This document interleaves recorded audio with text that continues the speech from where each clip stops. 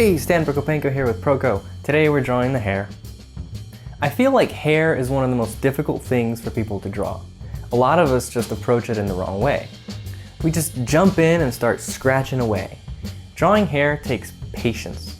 There's a lot of little shapes, lines, and highlights, and it's really easy to get impatient and sloppy. But we really just need to slow down and take it one step at a time. And when we get to the details, we need to focus on designing, not just copying it as we see it. The approach to drawing hair should be the same as sculpting hair.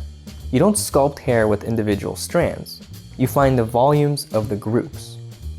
Think of the hair as a three-dimensional form, like the nose and lips.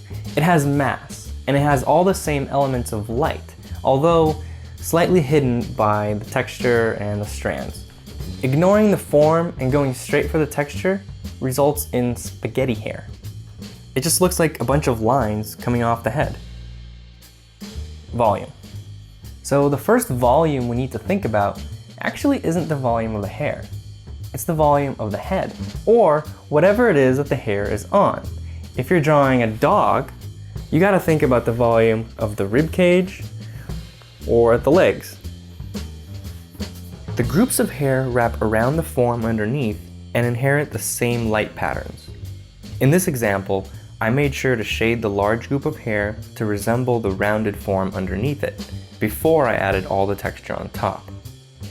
The left side of the hair mass is all shadow, then it transitions and has a bunch of halftone shapes, and then all the highlights are on the right.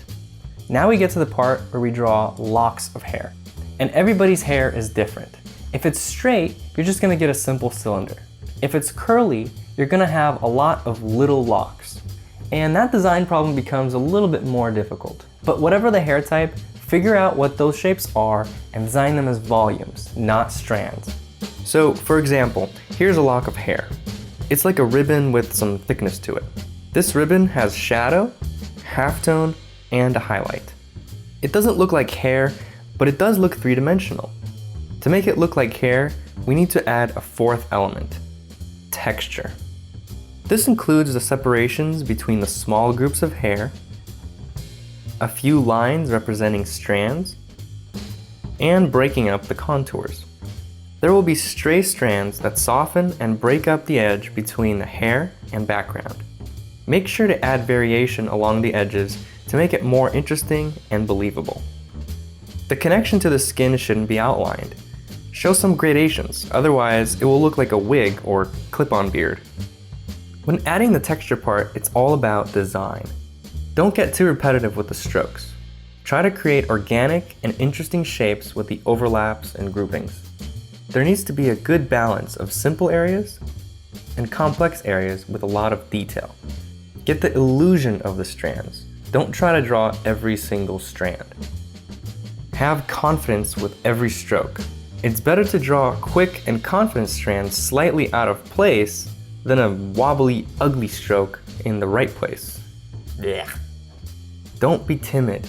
This happens when drawing strands that drop down from the forehead. People don't want to mess up the face. But it doesn't matter if it's in the perfect spot. Hair moves. Usually you want to start the stroke at the root and let it taper towards the tip. But if you have good control of the pencil, you can taper correctly from either side.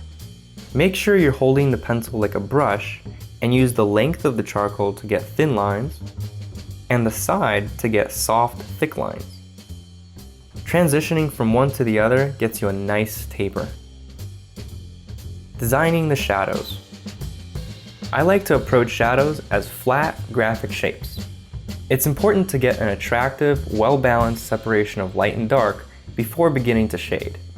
Try to find ways to connect as many shadow shapes as you can.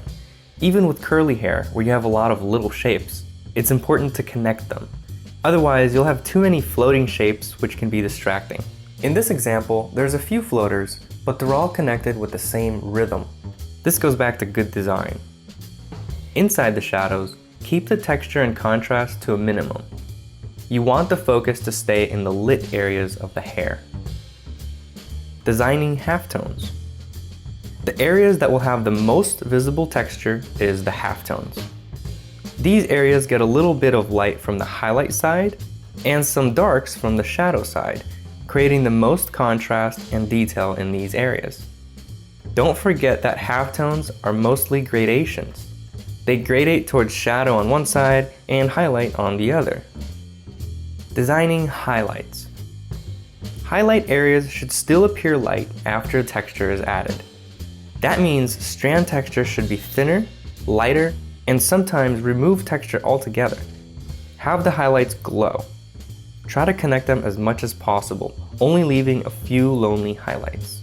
And try not to make each highlight the same. Give them variety in length, thickness, edge, and value.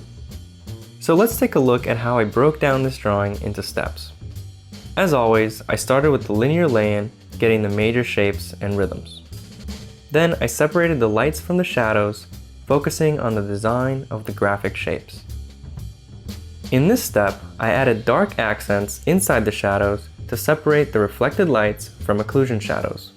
And in the lights, I added gradations from halftone to highlight. At this point, the drawing should look three-dimensional, since we've added all the basic elements of light on form. And in the final step, I added the texture of the strands. The strokes should follow the rhythm of the locks we defined in the previous steps. Notice that drawing the strands is in the last step, not the first. Hey, if you like this video, your friends might too. Please help me out and share this video on your favorite social network. And don't forget to subscribe to the newsletter on Proko.com.